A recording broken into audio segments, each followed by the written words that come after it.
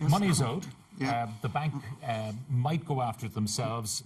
They write, no one responds, they don't get paid. They flog it off to a third party at a discount. They wash their hands of it and say, I'm done with that, we'll take the hit and we move on. But the others come in and they're prepared to play a bit more hardball. Yeah, I would just say from an analyst point of view, I'm really trying to explain this rather than endorse it. So what I would say is that the idea of vultures being bad, I mean, Irish banks buy loan books. So Bank of Ireland has bought loan books from Shoreline, and they're a pillar bank, and yet we don't describe them as a vulture. I would also say that vultures in the past have done deals that the banks won't do. So why is it that we spent all this money to save banks, and then they won't do a deal, but the person who buys the loan will do a quick deal, and in many cases a deal that suits the buyer? Well, they'll write off the debt, they'll write off negative equity, they will deal with you, but you have got to deal with them. And what I've heard is someone who is basically saying that they're not happy dealing with them. Are you saying that the vulture will buy 150, say a 300 grand loan, maybe for 150, and they're prepared to sell it to you for 200, they make a quick 50 and you save 100? These letters, this has been in the news too many times for it not to be taken as reality. But I would also, and I'll just finish, you know, if you've got a farm where you've got substantial acreage, in this case I was told it was, am I correct, it's close to 200 acres? Yep. Okay, so 200 acres... Half it's at risk because it's the deed for half the farm. Okay, but the deed is for half the farm, but you don't lose 500,000 euro of value on a 60 grand loan. Okay, sell a few acres. I mean, you're sitting on 2.5 times the average farm size in this country, and I'm sorry if I can't find a lot of empathy for someone who's sitting on upwards of $1 million in value, and they're complaining about a very small debt which they could clear if they sold some land, because you don't have a divine right to hold it forever. Breeda's shaking her head. Sell off 12 acres, you've got 60 grand, give them the money and be done with it. It's not that. We can't do it. They'd close the account. We cannot put money in. You can't, no, I think you're misunderstanding what I'm saying. Is you can sell land. Why not sell 12 acres at a corner of the farm, get 60 grand in, give them the money, it's over. You wouldn't get 60 grand for it. Average values in the part of the country you live in is about 8,000 an acre, so I don't know why you wouldn't.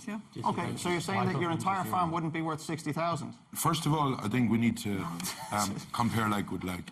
If I had a house this minute... The sustainability going forward. Okay, Karl, you're the numbers man here. I mean, farming is not like a normal business. I mean, if your drapery business is going down, it might continue to go down. Farming, we know, is cyclical. Prices go up, prices go down. It can, and prices do change, but farms are also one of the places where you get money just to own land. So a typical farm payment in that area would get you about 130 an acre. You're talking about upwards of 20,000 per year just for owning that land and sitting there, even if you do virtually nothing.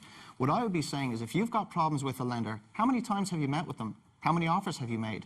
Are you trying to pay the loan in full and on time? And if you don't, Rita, can I come that's into that? what happens. Meetings with the bankers. He's meeting his bank manager, yes. There is your no bank manager in doesn't Limerick. own this loan. You have to meet the people who own it. There is no bank manager in Limerick. The bank manager is in Belfast. Okay, but Capita... Yeah, can I address that? We've only got a couple of letters from Capita. The first one we got was telling us how they were going to deal with our account. The second one was telling us in March 2017, we got a letter telling us to stay paying to Ulster Bank. But did they offer to meet you at any point? No. Have you asked to meet them? Michael Fitzgerald. We haven't asked them. First of all, I have dealt with Capita and I've dealt with other... They do good deals. I've done them myself. Just 1 second, let me finish what I'm saying. First of all, you go to them and it's not Promontory or whoever has the actual, that bought the loan. It's Capita you have to deal with. So you're dealing with the middle person. You have to put a proposal to them. That's what they'll ask you to do. I sat in Belfast, I sat here in Dublin with them. You go and you put a proposal for the person, for the client. They will say, we'll take this away and we'll go to them. And after a few weeks, you'll probably get a letter back. They ask you for more. Sorry, we need more. Yeah. And this is gone over and back. But isn't that the way this works? Yeah, but 1 second, Pat. Where land is involved, and this is the big problem. If I had a house that was worth 180 grand, or was worth 100 grand and I owed 180, I'll get that written off. The problem is with land, they're going for blood. They know that the land is an asset. And they shouldn't be in that circumstance. Last words, Karl. Burying your head in the sand and not dealing with the problem doesn't fix it. I don't know of any problem where that effectively works other than hiding from a nuclear bomb in a fallout shelter. And this is not what we're talking about here. dealing with the vulture funds is a good idea, and they do deals. In fact, the Irish banks are in the news today because the Insolvency Service has said that they're trying to reject every insolvency arrangement. You don't hear that about the funds who are buying loans. Funds just want the return, they want it quick. I would strongly suggest you consider clearing your debt if you can afford it. I would strongly suggest that of the 200 acres you have, you consider selling a few of them and just get rid of that debt. Just pay it off in full and have them out of your life and go on. Okay, Brita, what would you say finally to Karl? I'd say we were paying it. We were only 3 months in arrears over 5.5 years. We would have, milk was up this year, we would have got it back in line. And we would have continued paying it. To live in the real world, I've seen where the vulture funds are appointing receivers for debts of 40,000 on small firms. That's the reality at the moment, and I'm no admirer of the banks, I can tell you. I find it easier to get a deal through with the banks than we do with the vulture funds. By the way, we also can't have a world where the ideology is like watching that film The Field on loop. You don't own the land forever if you haven't paid your debt. First of all, just be clear. That is so, by the way, the farmers always go on, oh, it's sacred. It's not. Yeah, but if you owe the money, be clear pay it. If you can't afford it, do something else. But just be clear on this. What is happening at the moment is we are moving towards landlordism, the more smaller farms that are being bought up. And we have to watch that. Or forget about the family farmer in rural Ireland. That's the road we're going down. If you have a debt and you're in difficulty, get properly legal and financial advice. Deal with the matter. Don't disengage. If you disengage, you'll end up in trouble. All right, Michael, Minister, and Karl, thank you very much for joining us.